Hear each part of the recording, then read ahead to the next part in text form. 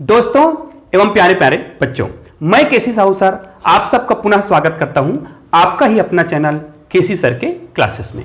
आइए दोस्तों, आज हम पुनः पढ़ते हैं विलयन के बारे में। तो कल हमने आदर्श विलयन के बारे में पढ़ा था। दोस्तों, यदि आपने आदर्श विलयन और वाष्पदाब यदि ये दोनों समझ लिए हैं तो आपको निश्चित रूप से अनादर्श विलयन आसानी से समझ आएगा। आपको बिल्कुल भी रटने की आवश्यकता नहीं है। ध्यान दीजिएगा, जब भी आप क्लास अटेंड करते हो, वीडियो देखते हो तो शुरू से अंत तक देखा करो, क्योंकि वीडियो के शुरू से अंत तक बहुत ही महत्वपूर्ण बिंदु बताए जाते हैं बीच बीच में। तो यदि हम बीच बीच को छोड़ के देखेंगे तो हमको कुछ भी समझ नहीं आएगा। तो आप लोग वीडियो को पूरा देखिए, और जिसने अभी तक वाष्पदाब और आदर्श विलयन से संबंधित वीडियो नहीं देखा है तो उस वीडियो को जरूर देखिएगा, ताकि आपको जो अनादर्श विलयन है वो आसानी से समझ आए। ऐसा क्यों बोल रहे हैं कि अनादर्श विलयन आपको आसानी से तब समझ आएगा जब हम आदर्श विलयन को जानेंगे? सिंपल सी बात है, यदि आपको 2 का पहाड़ा याद है तो आप 12 का, 22 का और 42 का पहाड़ा आसानी से बना सकते हो। क्यों बना सकते हो? ज्यादा बताने की आवश्यकता नहीं है। मतलब यदि हमें पूर्व ज्ञान हो तभी हम वर्तमान के बारे में जान सकते हैं। कहने का मतलब, यदि मुझे अनादर्श विलयन के बारे में जानना है, ध्यान दीजिएगा, इसको बोलेंगे नॉन आइडियल सॉल्यूशन। ठीक है, तो इनके बारे में हमको जानना है तो क्या करना पड़ेगा? आदर्श विलयन। एक मैं छोटा सा उदाहरण बता रहा हूं जिसके आधार पे आपको भी लगेगा कि हाँ, कि हमको आदर्श विलयन यदि पता हो तो हम अनादर्श विलयन के बारे में बता सकते हैं। कैसे नहीं किया है? यदि आप हमारे चैनल में नए हैं और यदि आपने अभी तक हमारे चैनल को सब्सक्राइब नहीं किया है तो प्लीज हमारे चैनल को सब्सक्राइब कीजिएगा और बेल आइकन को प्रेस करके ऑल को टच कीजिएगा। तो आइए हम आज का वीडियो प्रारंभ करते हैं। देखिए, मैं क्यों बोल रहा था कि अनादर्श विलयन को जानने के लिए आदर्श विलयन को जानना जरूरी है। मान ले जाए कोई व्यक्ति है यहां पर, है ना, एक व्यक्ति है। अब व्यक्ति का मैं पूरा चित्र नहीं बनाता, ऐसे ही बता रहा हूं। ठीक है, एक व्यक्ति है और एक व्यक्ति यहां पर और है। ठीक है, जो इनका हाइट क्या है, इनसे बड़ा है। ठीक है, ये भी एक व्यक्ति है और एक व्यक्ति और यहां पर है जो जिनका हाइट जो है इनसे छोटा है। ठीक है, अब ध्यान दीजिए, मान ले जाए इसके बारे में हमको पता है। ध्यान दीजिएगा, मुझे इनके बारे में बताना है और इनके बारे में बताना है, केवल हाइट के बारे में बताना है। ध्यान दीजिएगा, मुझे केवल इनके हाइट के बारे में बताना है। जैसे हम अनादर्श विलयन में भी क्या बताते हैं? केवल वाष्पदाब के बारे में बताते हैं। याद रखिएगा, केवल और केवल वाष्पदाब के बारे में भी बताते हैं। तो यदि हमें किसी एक का वाष्पदाब पता हो तो हम दोनों का बता सकते हैं, है ना। मैं क्यों बता रहा हूं सब? क्योंकि अनादर्श विलयन 2 प्रकार के होते हैं। क्यों 2 प्रकार के होते हैं, उसी को मैं समझाने की कोशिश कर रहा हूं। यदि ये हमारा क्या है, ये राउल्ट का नियम है बाय द वे, मतलब ये आदर्श विलयन है। ठीक है, समझ जाओ कि ये आदर्श विलयन के लिए है, ये आदर्श विलयन है बीच वाला। तो ये दोनों अनादर्श विलयन 2 प्रकार के क्यों होते हैं, इसी को तो मैं समझा रहा हूं। यदि हमको ये पता है, और आदर्श विलयन केवल किनको डिफाइन करने के लिए होता है? वाष्पदाब को, है ना। तो मेरे कहने का मतलब ये है, मैं यदि ये पूछूं कि ये जो है हाइट में इनसे क्या है और ये जो है हाइट में इनसे क्या है, तो मैं क्या बोलूंगा? इस व्यक्ति को जब बोलूंगा तो मुझे किसी का हाइट पता हो जिससे मैं तुलना कर सकूं, तो इनके हाइट से करेंगे तो हम क्या बोलेंगे? ये जो है इससे क्या है, कम हाइट का है, और ये जो है इससे अधिक हाइट का है। कहने का मतलब क्या है? आप सोच के देखो, यही क्या है, ये राउल्ट का नियम है। ठीक है, तो अनादर्श विलयन 2 प्रकार के होते हैं। अब ये कौन सा नियम है? ध्यान दीजिएगा, ये राउल्ट का नियम है। अनादर्श विलयन 2 प्रकार के होते हैं। वे विलयन जिनका वाष्पदाब, मैंने बता रखा है ना कि वाष्पदाब से परिभाषित करना है, तो ऐसे विलयन जिनका वाष्पदाब राउल्ट के नियम के वाष्पदाब से क्या हो, कम हो, है ना, वो अनादर्श विलयन कहलाएंगे।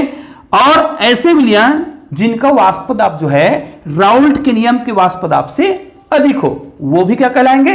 वो भी अनादर्श विलयन कहलाएंगे। मतलब अनादर्श विलयन कितने प्रकार के हो गए? 2 प्रकार के। अब 2 प्रकार के कैसे? एक राउल्ट के नियम से कम वाष्पदाब वाला है ना, और एक राउल्ट के नियम से अधिक वाष्पदाब वाला है। तो जो कम वाष्पदाब वाला है वो ऋणात्मक कहलाएगा और जो अधिक वाष्पदाब वाला है वो धनात्मक। इसका मतलब यह है, अनादर्श विलयन 2 प्रकार के होते हैं। एक धनात्मक विचलन वाले अनादर्श विलयन और दूसरा होता है ऋणात्मक विचलन वाले अनादर्श विलयन, है ना। अब धनात्मक विचलन वाले क्यों? क्योंकि इसमें जो वाष्पदाब बनेगा वो राउल्ट के नियम से ज्यादा होगा। और इसमें क्या होगा, इसमें जो वाष्प दाब बनेगा, मतलब ऋणात्मक विचलन वाले जो अनादर्श विलयन है उसमें जो वाष्प दाब बनेगा वो राउल्ट के नियम से क्या होगा, कम होगा। ठीक है, ये मैं संकेत के लिए बनाया था, इसको आपको परीक्षा हाल में नहीं बनाना है। ठीक है, तो आइए देखते हैं अनादर्श विलयन कितने प्रकार के होते हैं। तो ये दो प्रकार के होते हैं, एक होता है धनात्मक विचलन प्रदर्शित करने वाले अनादर्श विलयन और दूसरा होता है ऋणात्मक विचलन प्रदर्शित करने वाले अनादर्श विलयन। तो ये अनादर्श विलयन जो है धनात्मक और ऋणात्मक क्यों होता है, तो आइए इन्हीं के बारे में हम आज विस्तार से जानते हैं और अनादर्श विलयन को परिभाषित कैसे करते हैं इसके बारे में विस्तार से जानते हैं। वे विलयन, ध्यान दीजिएगा, वे विलयन अनादर्श विलयन कहलाते हैं जो राउल्ट के नियम का पालन नहीं करते। अब राउल्ट का नियम क्या है, तो कल हमने पढ़ा था आदर्श विलयन जो क्या करता है, राउल्ट के नियम का पालन करते हैं। ताप और सांत्रण के संपूर्ण परास पर जो राउल्ट का नियम का पालन करते वो क्या है, आदर्श विलयन। इसलिए मैं बताया था कि आदर्श विलयन यदि आपको पता है तो उसी फार्मूला को यहां पर अप्लाई करेंगे, लेकिन उसमें पालन कर रहा था और आज वाले में पालन नहीं करेगा। तो कैसे कैसे, पहला नियम आपका सबसे पहले इनमें आप लिख लेंगे कि अनादर्श विलयन उसे कहेंगे जो राउल्ट के नियम का पालन नहीं करते, वे विलयन अनादर्श विलयन कहलाते हैं।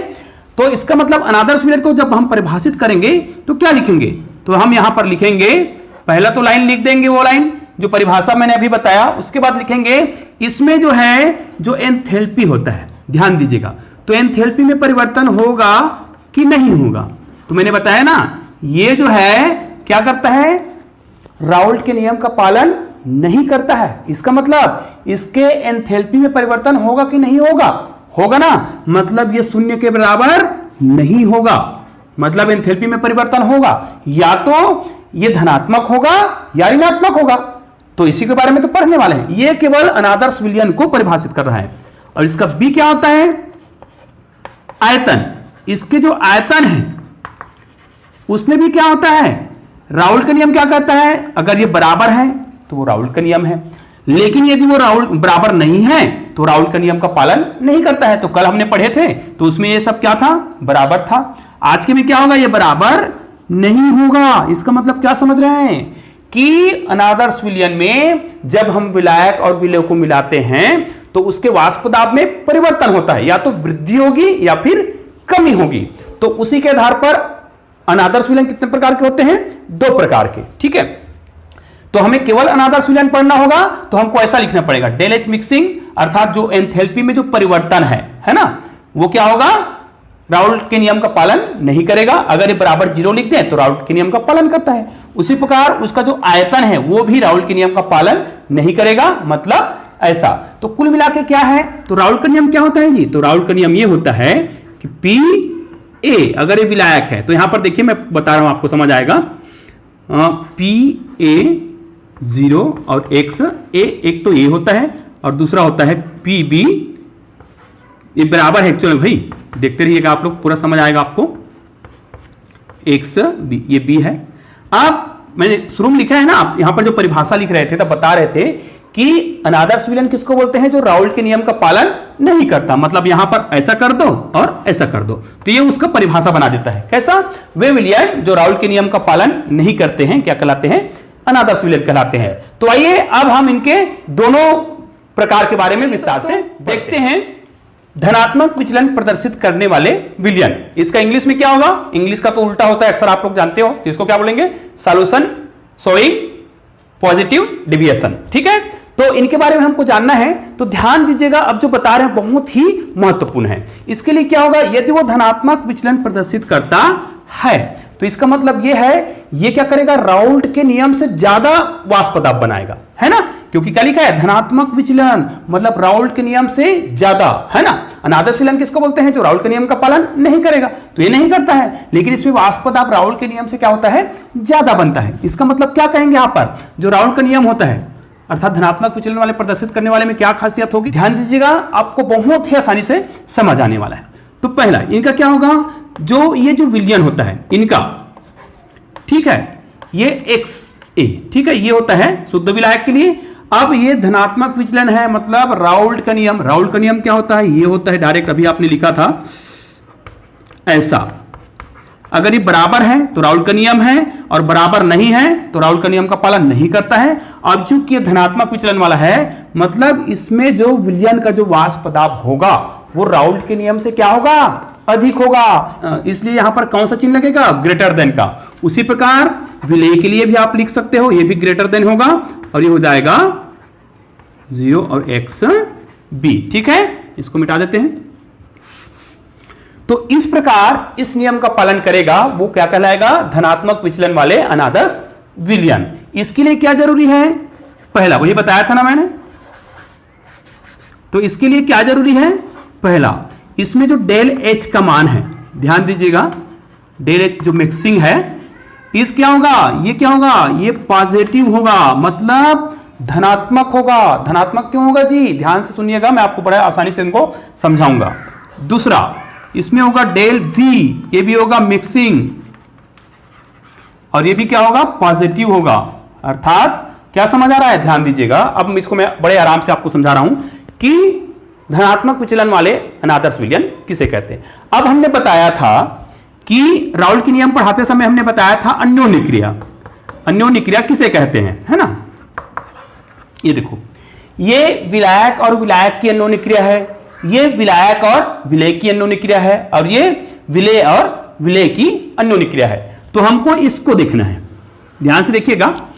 यदि इसमें क्या बोला जा रहा है, राउल्ट के नियम से ज्यादा वाष्प बनना चाहिए, तो राउल्ट के नियम में जितना वाष्प बनता है उनसे ज्यादा वाष्प जब बनेगा तभी तो हम धनात्मक बोलेंगे ना।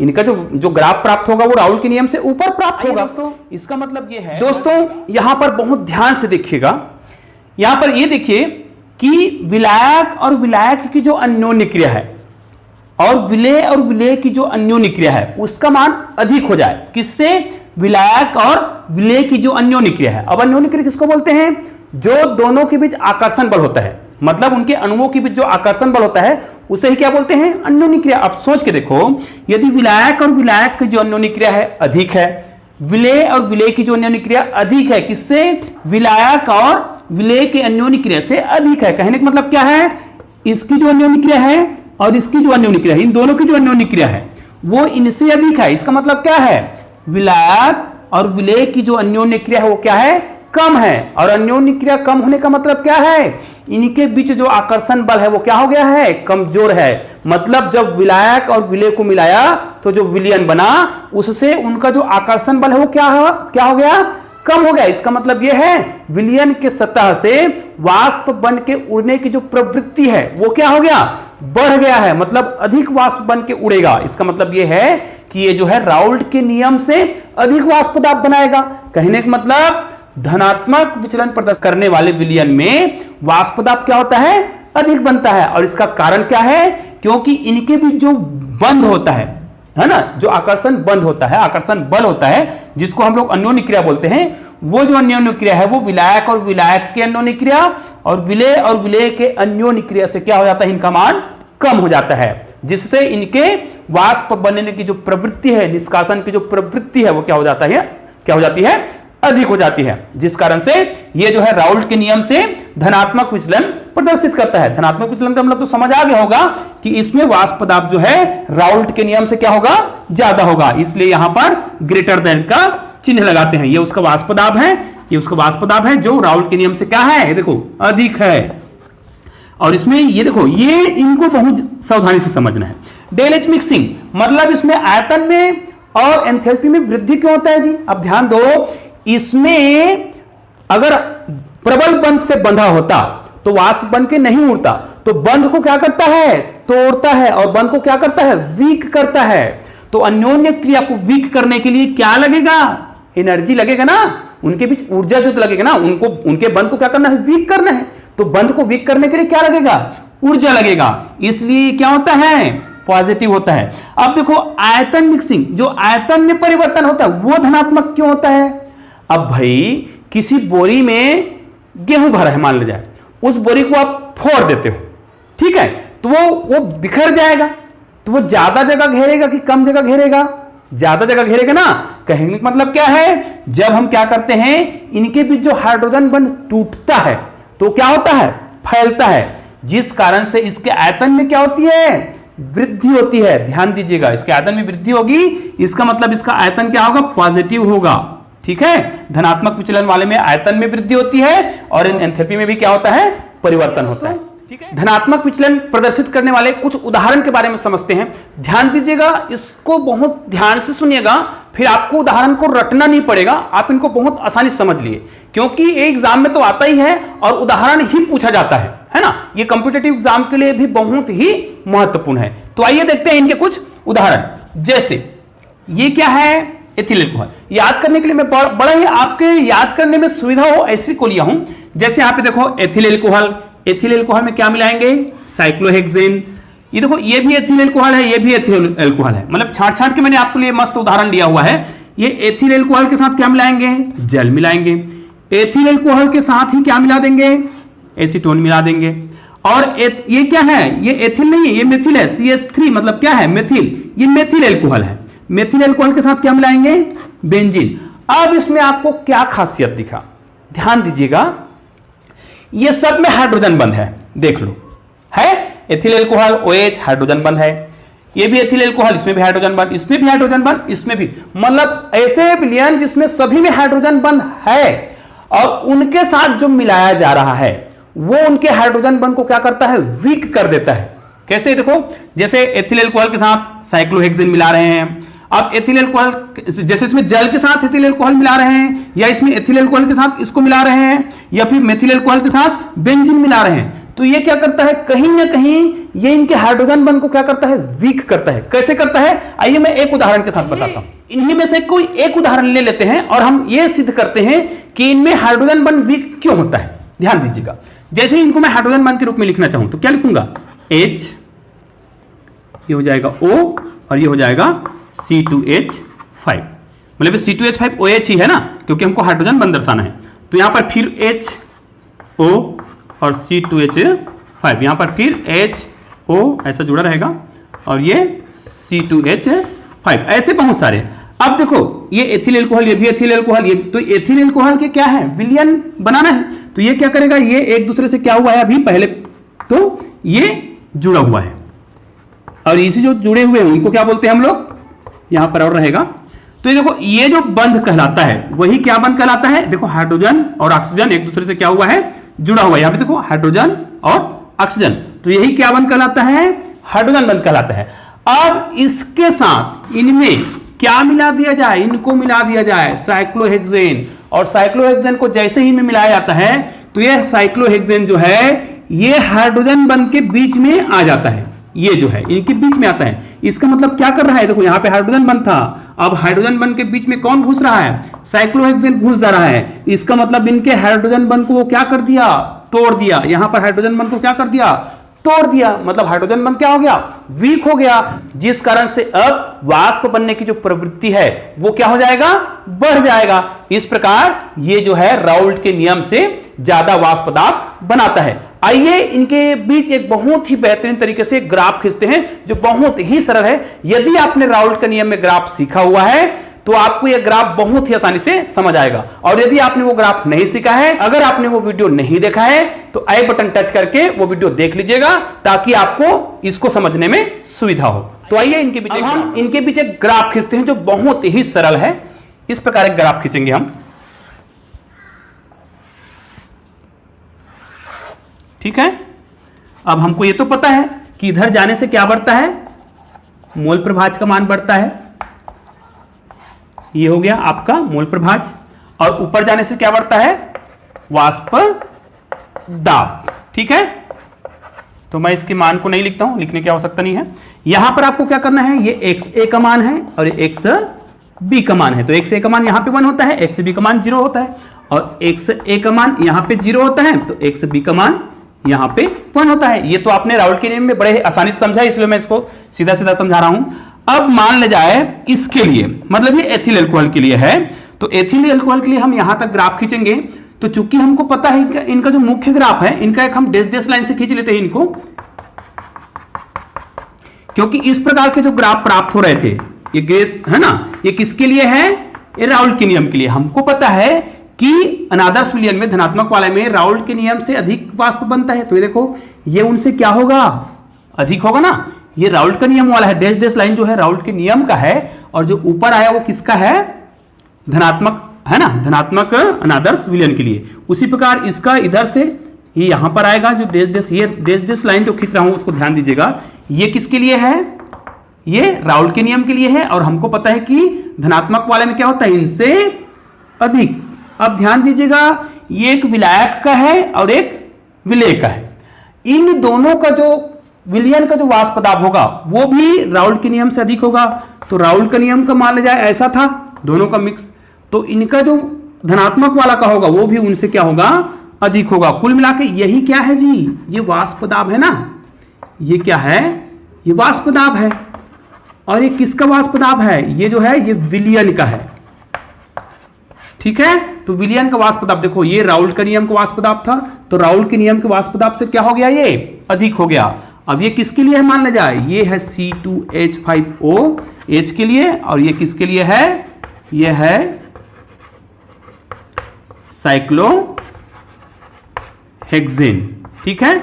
ये साइक्लोहेक्सेन के लिए है ये वाला, और ये वाला किसके लिए है, एथिल एल्कोहल के लिए। अब आपको क्या समझ आया इससे, देखिए ध्यान दीजिएगा, ये राउल्ट के नियम के लिए है डैश डैश, तो ये बताओ क्या इसमें राउल्ट के नियम से अधिक वाष्प बन रहा है, बन रहा है ना, ये ऊपर प्राप्त हो रहा है मतलब अधिक बन रहा है, और इसमें भी ऊपर बन रहा है मतलब अधिक, तो इनके विलयन का वाष्प दाब भी क्या होगा, राउल्ट के नियम से अधिक होगा। तो देखो इसमें हमने जो ग्राफ खींचा है ये राउल्ट का नियम का था, तो ये वाष्प दाब क्या है, विलयन का जो वाष्प दाब है राउल्ट के नियम से अधिक है। इस प्रकार धनात्मक विचलन वाले अनादर्श विलयन के बीच आप लोग इस प्रकार ग्राफ खींचिएगा जो बहुत ही सरल। अब हम ऋणात्मक विचलन वाले अनादर्श विलयन के बारे में पढ़ते हैं, इसको हम जल्दी जल्दी पढ़ते हैं क्योंकि बहुत ही सरल है, यदि वो समझ आया है तो। ऋणात्मक विचलन वाले अनादर्श विलयन किसको कहेंगे, वे विलयन जो राउल्ट के नियम का पालन नहीं करते और जिसमें वाष्प दाब जो है राउल्ट के नियम से कम होता है। इसका मतलब इनका जो वाष्प दाब का जो फार्मूला होगा वो इस प्रकार होगा,